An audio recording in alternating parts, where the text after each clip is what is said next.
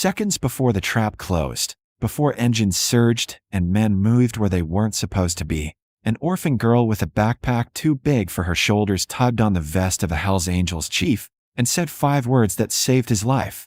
And this is how she knew. Mara Quinn had learned to read danger the way other kids learned math, not from books, but from survival, from the foster homes where smiles were warnings and silence was armor, from nights when the safest place was staying awake and counting breaths until the house settled again.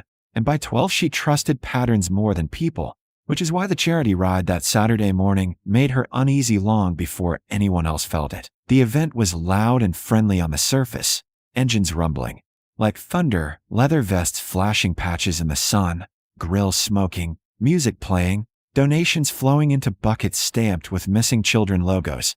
And Mara was there because St. Agnes Youth Center sent volunteers to help, which mostly meant staying out of the way, wiping tables, handing out water, being useful without being seen, something she was very good at. She noticed the Hells Angels first not because of fear, but because they moved differently. Unhurried, watchful, aware of each other without looking. And the man they called Rook stood out even among them, tall, broad, gray threaded through his beard, calm in a way that suggested he'd survive storms worse than this sunny fundraiser. Everyone deferred to him subtly, a half step back, a pause before speaking, and Mara clocked that too, filed it away, then started noticing what didn't fit. The man by the donation tent who kept adjusting his red cap, but never dropped a bill, who smiled too fast and watched reflections in chrome instead of faces. The pair near the food truck who weren't eating, phones out but never texting, eyes lifting together when a bike backfired. The security volunteer who kept suggesting routes for crowd control that funneled Rook away from the main lot toward the old mill alley, saying it was quieter, safer, better for photos, and maybe no one else caught it because the day felt good and righteous and generous. But Mara's chest tightened the same way it had the night of foster dad insisted on a car ride, just to talk. The same way it did when kindness came with urgency. She followed at a distance, pushing a cart of water bottles she didn't need to move, counting steps, watching hands, noticing the way radios chirped when no one spoke, the way engines idled a little too hot near exits, the way the alley swallowed sound. And when Rook turned toward it with 2 riders flanking him, Mara saw the shape of it all at once. Not details, not plans, but intent. And fear sharpened her thoughts into something clear and bright. She dropped the cart. She ran. People shouted after her, but she didn't slow, weaving through legs and chrome, heart hammering, lungs burning, and she reached Rook just as he stepped in a shadow, her small hand catching leather, her voice cutting through the noise because she didn't ask permission when it mattered. "Don't go back there," she said, breathless, eyes locked on his. And he stopped not because a kid told him to, but because of how she said it, because fear like that doesn't lie. "Why?" he asked, calm but focused, and Mara swallowed and spoke fast, the way she always did when adults might not listen long. Telling him about the red cap signal, the phones, the radios, the vans idling too close to the alley mouth, how the smiles were wrong and the timing worse, how everyone watching him stopped pretending at the same moment. And Rook's gaze flicked once, twice, to places she named, his hand rising in a small motion that rippled outward instantly as riders shifted without a word. The air changed. The alley stayed empty but not quiet. And then the trap showed itself because traps always do when they think they're unseen.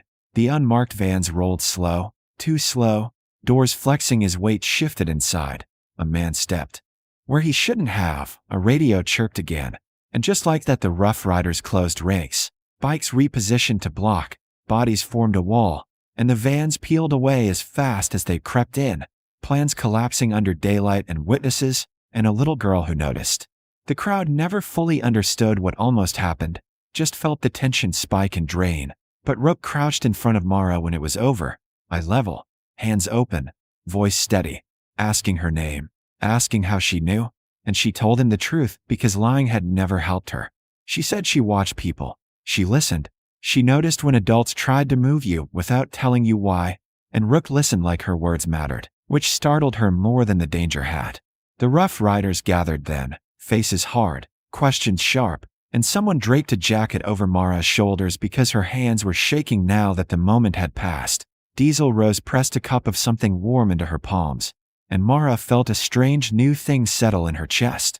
Not safety exactly, but recognition, as if these people understood the rules she'd been living by without ever naming them. Sirens wailed somewhere far off, but never arrived. The event resumed in pieces, and Rook stood, issuing quiet orders, eyes scanning for echoes of the threat, while he kept one hand lightly on Mara's shoulder, as if anchoring her there. And she realized she wasn't invisible anymore. He asked where she was from, who she was with, and when she said St. Agnes, the name landed heavy among the riders, not with judgment, but with knowledge, and Rook nodded once like he'd just added a final piece to a picture he didn't like. "You did good," he told her, not loud, not dramatic, and the words hit harder than praise ever had because they came without strings, because he didn't ask her to be brave again, because he didn't make her explain her pain to earn belief. Around them, engines revved and laughter returned. But something had shifted for Mara, something irreversible, because she'd trusted herself and been right, because powerful men had listened, because a trap had failed and no one got hurt. And as the sun slid lower and the day moved on, Mara didn't yet know that this moment, the tug on a vest, the 5 words spoken in time, had already changed the trajectory of her life, that it would bind her fate to the 952 Rough Riders in ways she couldn't imagine. But she knew one thing with certainty as she stood there wrapped in borrowed leather. For the first time since she could remember, noticing had saved someone else, and someone had noticed her back. The trap was gone, but the tension it left behind clung to the air, and long after the unmarked vans slipped away and the charity ride tried to return to normal, the Hells Angels and the 952 Rough Riders treated the moment like what it was, a warning that had arrived seconds before disaster. Rook didn't let Mara fade back into the crowd the way she was used to. Instead, he guided her toward the edge of the lot near the old mill, riders naturally closing rakes around them, not threatening, just protective, and the simple fact of being kept close made Mara's hands shake harder than the danger itself. He asked how she'd known, and she answered plainly, explaining the red cap signal, the phones, the way people stopped pretending at the same moment, and Rook listened without interrupting, his eyes flicking once to confirm what she'd seen, then back to her with something like respect. Diesel Rose pressed a warm cup into Mara's hands and checked her wrist where cocoa had spilled, asking if she was hurt, really hurt, and Mara shook her head, and used to adults caring about the answer. Around them, quiet phone calls were made, routes adjusted, names exchanged in low voices, and Mara realized these people weren't reacting, they were already planning what came next. Inside the mill, away from the crowd, Rook knelt again to explain what was happening, careful not to scare her, telling her she hadn't done anything wrong and that speaking up had likely saved lives. When Mara asked what would have happened if she'd been mistaken, Rook didn't laugh or dismiss her. "Then we'd still thank you," he said. "Silence is what gets people hurt." The words lodged somewhere deep. Hawk returned with updates about how close the setup had been. Diesel made sure Mara ate, and another rider wrote her name down carefully, like it mattered to get it right. When social services came up, Mara tensed out of habit, but Rook noticed immediately and paused everything, asking what she needed right now. She admitted she was afraid of being sent away for causing trouble, and Rook shook his head. "You didn't cause anything," he said. "You stopped it." A woman arrived who didn't flash authority or rush conclusions, introduced herself calmly, and spoke to Mara like a person instead of a problem. She explained options and timelines, listened without judgment, and when she asked where Mara felt safe, the answer surprised them both. "Here," Mara said quietly. The woman nodded and wrote it down, promising to move carefully, and no one pushed back. As the afternoon slid into evening and bikes rolled out in small groups, Mara stayed, anchored by steady attention and the strange comfort of not being hurried toward an ending. Rook told her about the 952 Rough Riders' work with kids, scholarships, mentorships, long-term support that didn't make headlines, and Mara listened, careful with hope, but unable to stop it from forming anyway. When it was finally time to leave, Diesel walked her to the car and promised to check in. Nothing dramatic, just real, and Rook squeezed Mara's shoulder once. "You don't have to be brave alone," he said. As the mill disappeared in the distance, Mara felt something she'd carried for years loosen its grip, and for the first time, the future didn't feel like something to survive. It felt like something that might actually be built. The weeks that followed didn't explode into headlines or chaos, and that was exactly how the 952 Rough Riders wanted it. Because real protection, Rook told Mara later, worked best when it was quiet and steady instead of loud and reactive. The woman from social services kept her word and moved carefully, documenting what needed to be documented without yanking Mara's life apart. And in the meantime, the Rough Riders filled the gaps in ways Mara hadn't known were allowed.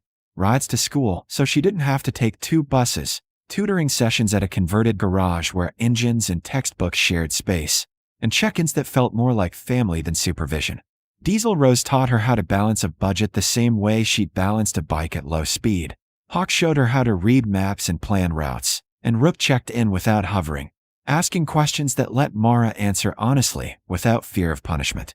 The sense of being watched over, not watched for mistakes, changed her in ways she couldn't fully name yet. When the investigation into the failed ambush quietly wrapped, it confirmed what Rook had suspected from the beginning.